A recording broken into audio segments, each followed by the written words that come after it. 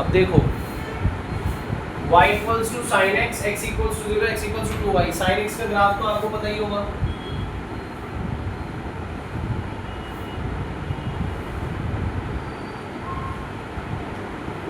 यहाँ ले लिया हमने पाई, यहाँ ले लिया हमने 2 पाई, यहाँ माइनस पाई, यहाँ 1, यहाँ माइनस 1, यहाँ 0, क्योंकि साइन x की हाईएस्ट वैल्यू 1 होती है, लोएस्ट वैल्यू -1 होती है, तो वो लिख ली।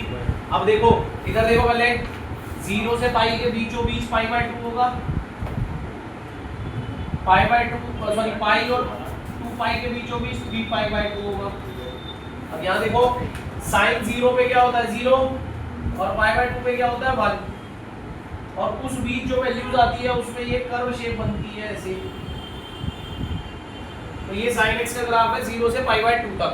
तो इसके बाद का पैटर्न हमें पता है कि अब ये नीचे आएगा, इधर देखो यार देखते हैं पता नहीं क्यों ये आ गया, ठीक है। अब ये उसके बाद और नीचे जाएगा, यहाँ इस पर -1 होगी वैल्यू,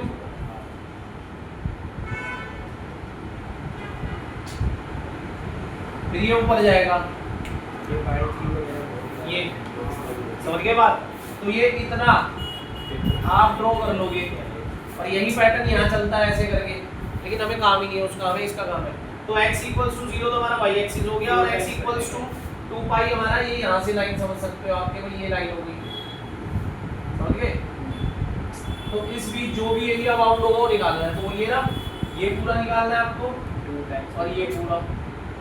तो हम एक काम करते हैं, यहाँ पर एक परपेंडिकुलर यहाँ से परपेंडिकुलर ड्रॉ कर लेते हैं। तो आप इतना एरिया निकाल लो, ऐसे रेक्टेंगल ले लो, रेक्टेंगल ऐसे ले लो वर्टिकल। तो वर्टिकल रेक्टेंगल जब लेंगे तो वो क्या होगा हमारा y इंटू डी एक्स, ये y हो गया और ये dx हो गया। तो according to question required area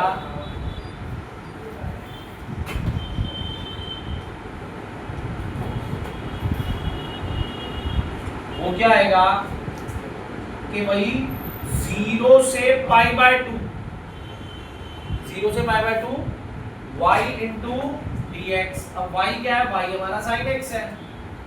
तो अब खास बात ये है कि भाई ये तो तुम्हें सिर्फ 0 से पाई बाय 2 तक का आंसर देगा ना, ये तो तुम्हें कितना आंसर देगा 0 से पाई बाय 2। तो हमें तो ये पूरा चाहिए ना, तो तुम ये पार्ट गिन लो, देखो 1 2 3 4 कितने पार्ट्स हैं, 4 पार्ट्स हैं।